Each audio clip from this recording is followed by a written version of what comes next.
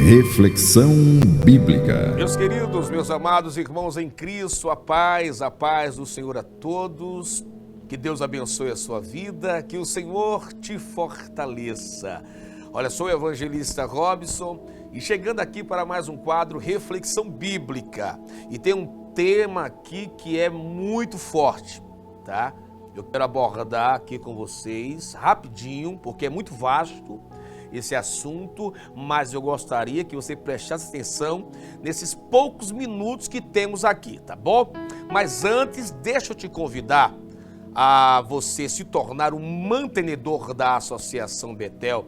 Você tem visto coisas tão lindas e maravilhosas que Deus tem feito através dessa instituição, que é a creche escola Associação Betel.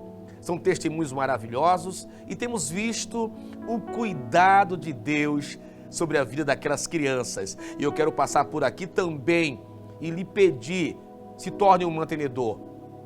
Deixe a sua gotinha de generosidade nesse projeto tão lindo. Você pode entrar agora no nosso site, associacãobetel.org, e ver lá a melhor forma de você se tornar um mantenedor mensal. Lá você vai ter várias opções, como boleto, cartão de débito, cartão de crédito, uma forma que vai se encaixar no seu perfil financeiro. E eu tenho certeza que você vai se sentir muito feliz em ajudar a Associação Betel. Você também pode nos visitar pessoalmente, conhecendo de perto a creche escola Associação Betel, muito bem localizada na rua Professor Severiano Tolentino, número 196, no bairro de Piedade. E para maiores informações, você pode entrar em contato com a gente pelo DDD 819-8646-1039. Aproveite também para acompanhar os trabalhos da Associação Betel pelo nosso Instagram, @associacãobetel, com 2 L's no final. E se você deseja fazer agora uma transferência via chave Pix, eu também vou colocar à sua disposição a chave Pix da Associação Betel, que é o CNPJ 49, anota aí, tá? 49 507 422 000147, em nome de Associação Betel. Repetindo para você, 49 507 422 000147. Deixe aí a sua gotinha de generosidade nesse projeto. Lembrando no que diz a palavra de Deus, lá em Provérbios, o capítulo 22 e o verso 29. O texto diz que quem é generoso será abençoado, porque reparte o seu pão com o pobre, com o necessitado. Pense nisso e deixe a sua gotinha de generosidade nesse projeto. Vem comigo aqui para esse momento também de reflexão bíblica, carta do escritor aos Hebreus, o capítulo 10 e o verso 25, para a gente meditar aqui. Hebreus, o capítulo 10, verso 25, o texto diz: não deixando a nossa congregação, como é costume de alguns. Em algumas traduções, não deixem de congregar, como é costume de alguns, mas antes demonstrando-nos uns aos outros, e tanto mais quanto vedes, pois o grande dia se aproxima. Palavra de Deus para as nossas vidas. E é interessante esse texto escrito há mais de 2000 anos atrás. E o escritor anônimo dos Hebreus, alguns tentam intitular esta obra dos Hebreus ao apóstolo Paulo. E há outros aí, heróis da Bíblia, mas a Bíblia não menciona o escritor. Mas havia uma preocupação aqui. Havia uma exortação acerca da perseverança na fé. Porque naquela época, alguns já estavam deixando de congregar. Você sabia disso? Alguns estavam parando de ir ao templo. E isso foi crescendo, crescendo, crescendo e chegou nos dias atuais. E esse movimento está crescendo de uma forma tão acelerada que já recebeu até um nome, que é chamado dos desigrejados. São pessoas que não querem mais ir para o templo. Não querem mais compromisso com a igreja local, com a congregação. Olha que coisa séria. E há alguns pontos que eles colocam para que venha justificar a sua saída no caso, o seu abandono de ir à congregação. Alguns têm citado problemas diversos. Irmãos, eu tive um problema lá com o pastor e parei de congregar. Não quero ir mais para a igreja. Outros falam de uma decepção. Irmão, eu tive uma decepção tão grande, irmão, tão grande lá dentro da minha igreja, que eu não quero mais saber de igreja. O outro diz, olha, irmão, lá o pastor de lá, eles têm uma doutrina lá, eles têm uma forma de tratar que eu não gosto, e eu parei de ir para a igreja, não vou mais para a igreja. E o que está acontecendo, essas pessoas estão dizendo, sabe o que agora? Que não precisam do templo, da igreja, para servir a Deus. Irmão, eu tenho Deus na minha vida, eu tenho Jesus na minha vida, para que ir ao templo? Olha aí a forma que esse movimento está crescendo.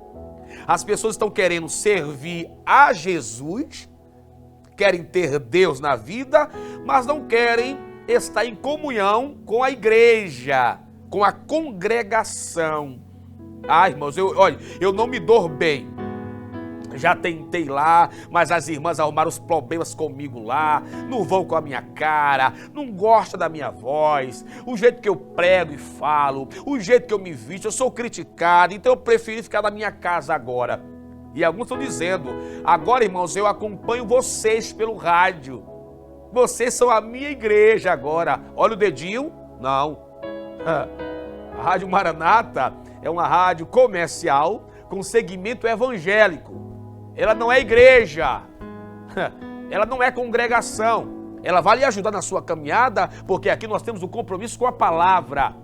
Nós ensinamos a palavra, nós oramos pelos irmãos.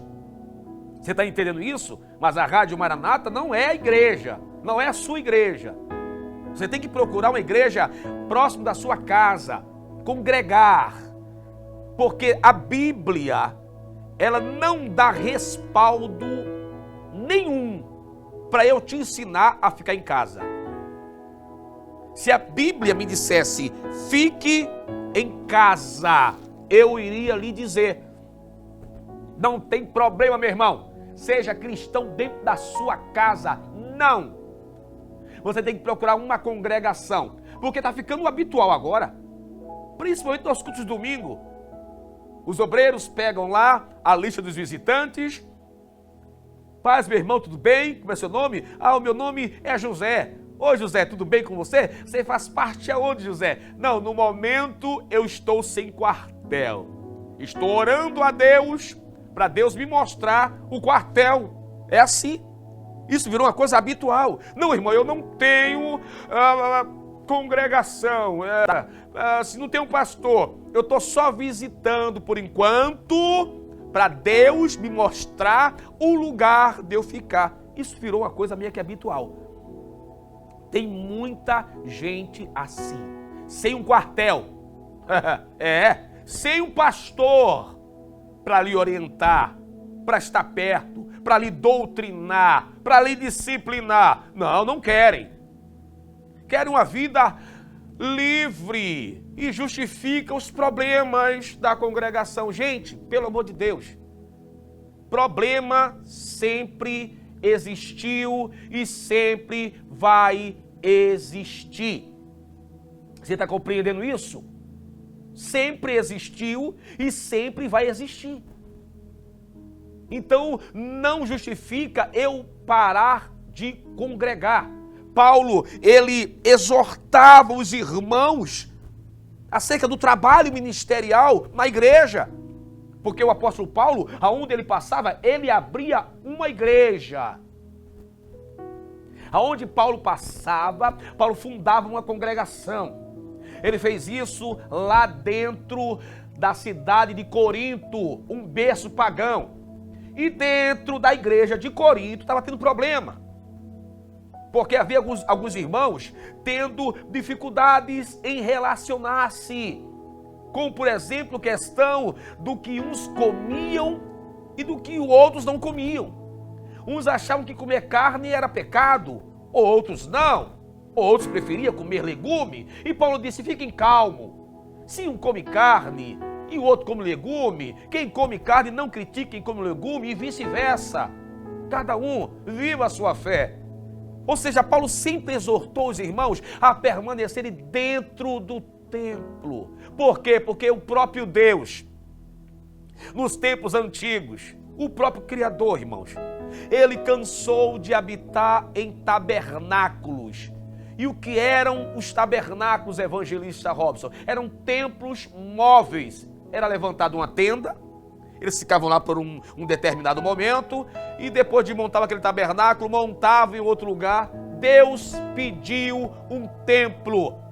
Deus disse, construam para mim um templo, porque é lá que eu quero ser adorado. É lá que eu vou ouvir as orações de vocês. É lá que vocês vão se reunir. Vocês vão estar juntos. Queridos, se o próprio Deus, ele sentiu a necessidade de ter um lugar onde houvesse uma reunião, a Assembleia dos Santos, onde se juntasse o povo. E por que hoje, por causa de problema, eu vou parar de congregar? Ah, irmão, eu já tentei tantas igrejas, eu já andei umas 8. Porque tem gente que anda a igreja, aí fica 3 meses lá. Os primeiros dias que chega, é abraçado, é aquela coisa, é aquele carinho, toma logo um título, toma logo um cargo, e a pessoa fica por ali, quando dá 6 meses, começa a olhar os problemas. Aí eu pergunto a você, qual é a congregação hoje, independente de denominações, que não tem problema? Não, me fala, por favor. Qual é a denominação, a igreja evangélica, que não tem problema em seus membros? Queridos, nós somos seres humanos. Nós temos falhas. Alguns aceitam algo, outros não aceitam. Sabe? Ah, dirigente, esse hino eu não gostei. A outra diz, mas eu gostei. O pastor dá uma doutrina, esse pastor acha que é muito santo, mas o outro diz, eu gostei, viu pastor? Que palavra. Então não vamos agradar a todo mundo. Então teremos problemas dentro de congregações, sim, mas com fé em Deus. Precisamos crescer mutualmente, amando os nossos irmãos, perdoando, ajudando a eles na caminhada. Foi o que o escritor aos Hebreus disse: se ajudem, se fortaleçam, estenda as mãos uns aos outros, mas não deixe de congregar, porque está crescendo. A primeira pesquisa em 2003 sobre os desigrejados, mas não saiu no censo. A segunda pesquisa, 2010, se não me falha a memória. Em 2013 já temos uma porcentagem de 14% de todos os cristãos brasileiros estão sem uma congregação. Você tem noção do que é 14% dos evangélicos dizem, eu não tenho uma congregação. Ou seja, eu não tenho um pastor, eu não tenho um grupo de pessoas que eu sento, que me reúno para orar, para ensaiar, para cantar, para cultuar. Eu não tenho, porque eu não congrego. Mas a palavra de Deus, ela nos exorta no dia de hoje, não deixem de congregar. Não deixem de ir à igreja, como é costume de muitos.